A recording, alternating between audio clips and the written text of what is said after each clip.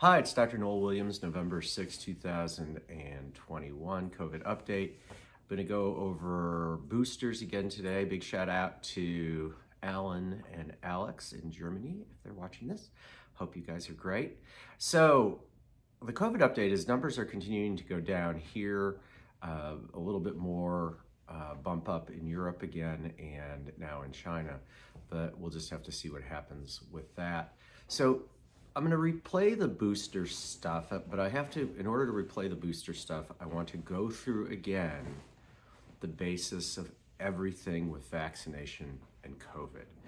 So the original data for Pfizer and Moderna and Johnson & Johnson in terms of figuring out what to do with the vaccine was based on taking about 25 people or so who had had COVID and recovered, and they measured their neutralizing antibody level, which was to the spike protein S1 regional binding domain. Okay, it's very specific. They looked at that level of the mean of about those 25 people to 30 people, and then as they did the vaccine studies, the aim was to come up or pick a vaccine that would most closely match the level of antibodies of someone who'd recovered from COVID. So the purpose was to match it. But the basis of this, remember, is no, there's immunity from the neutralizing antibodies that someone gets from COVID, which then circles the question of why get vaccinated if you have had COVID and you've made an entire antibody to the entire spike domain, which gives you greater protection than just an antibody to a certain section of the spike domain. But so they did those studies, they got that range. And so for Pfizer and Moderna, they looked at different levels of dosing and whether 1 or 2 and blah, blah, blah. And what they found was that one vaccine, and this is directly from the Pfizer, but Moderna is very similar. essentially 99% of people under 70 fell within a standard deviation of the mean, and 95% of people over 70 fell within the standard deviation of the mean of the average recovered person's antibody levels. So the FDA said, and Pfizer agreed, we should just give everyone 2 because we could miss that 5% of people over 70 from being at that average level. But that begs the question, they were still protected. It's whether you make a response or not, okay?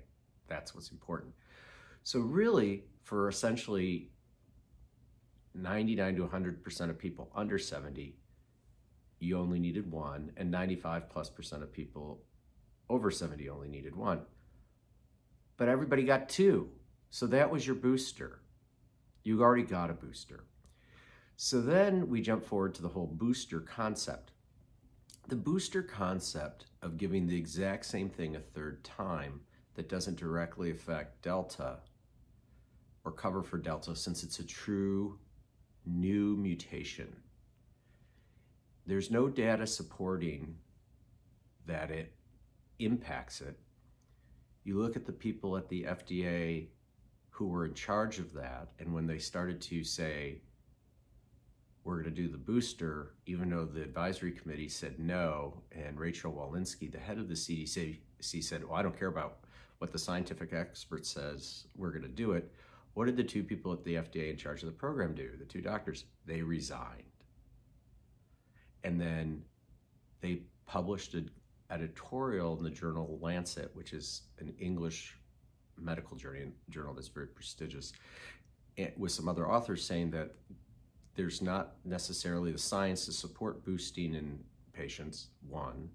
It would be way more useful to just take those boosters and give it to more people in 3rd world countries or other countries with lower vaccination rates to diminish the viral infection rate globally.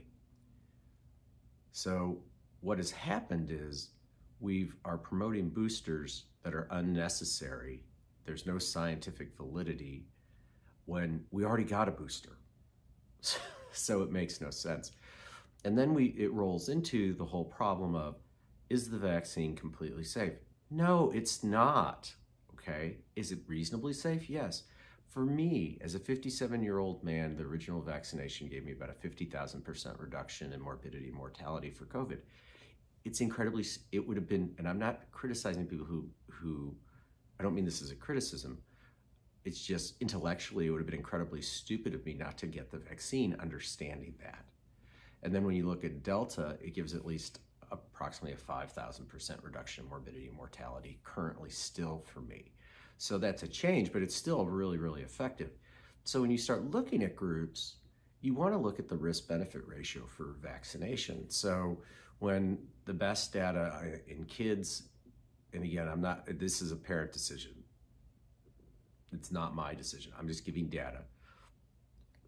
If the death rate from COVID, and this is across COVID, whether it's Delta or the others, is essentially worst case about 1 in a million or so.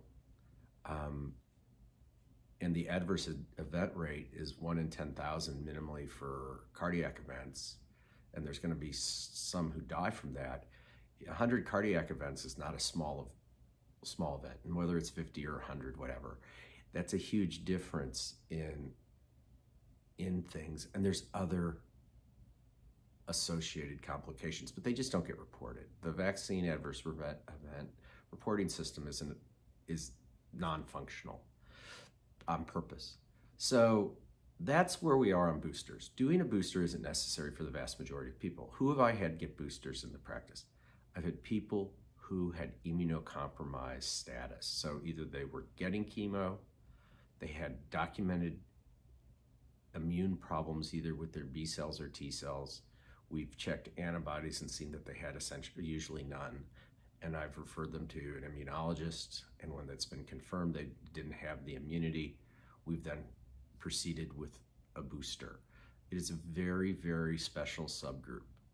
Now, if you get a booster, most of the time it's not going to harm you, but there's people it's going to affect negatively, and there's no proven benefit. So that's where I am on boosters. And so let's segue again to reinfections. If you were prior infected, the risk for reinfection remains markedly lower than someone who's been vaccinated. Again, I've talked about the recent CDC Morbidity and Mortality Weekly report from last Friday, where they claimed that they had 5 times the infection rate. That is just not true. The data doesn't show that. The study's terrible. It's just made up data, and it's not peer review. And it's probably one of the worst reports I've ever read in my life in terms of scientific integrity or endeavor. It's nonsense. And another doctor I had read it, who still is, I said, still in Journal Club every month, and no statistics, said this makes no sense. So again, the Israeli data shows a 2,700% decrease in reinfection with Delta in prior infected compared to someone who's vaccinated. But the vaccine still is very effective. I'm just saying that if you've had an infection, I don't see a role for the vaccine. That's my personal opinion. And then if we can segue into like the whole Rodgers thing, for those of you who've been paying attention.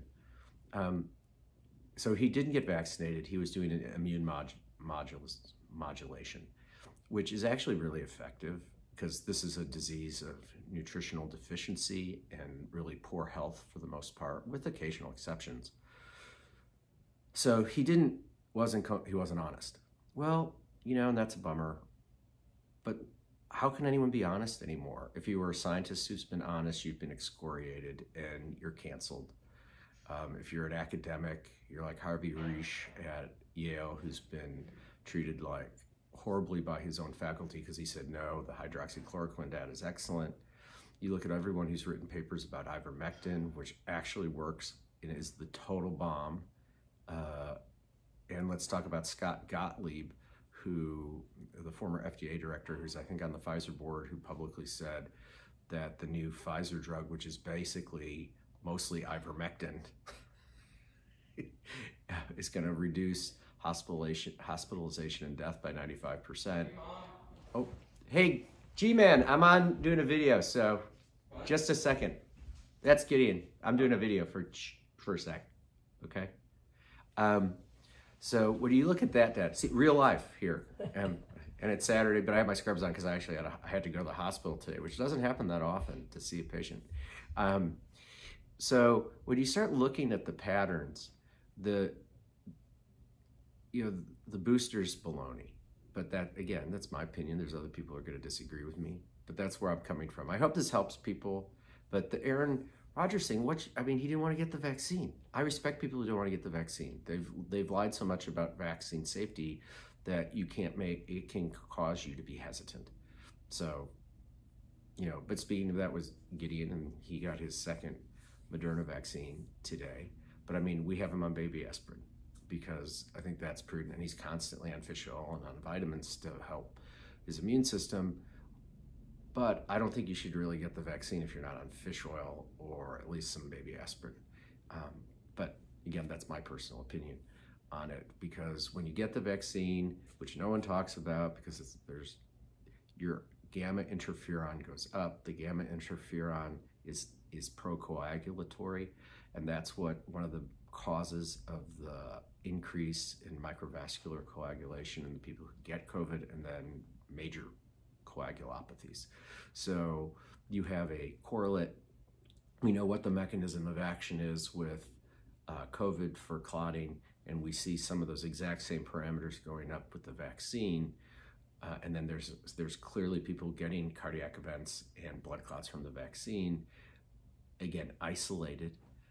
Why would we not do something to help protect them before they got the vaccine so the vaccine would be safer? But I just live in the United States and don't understand anything going on.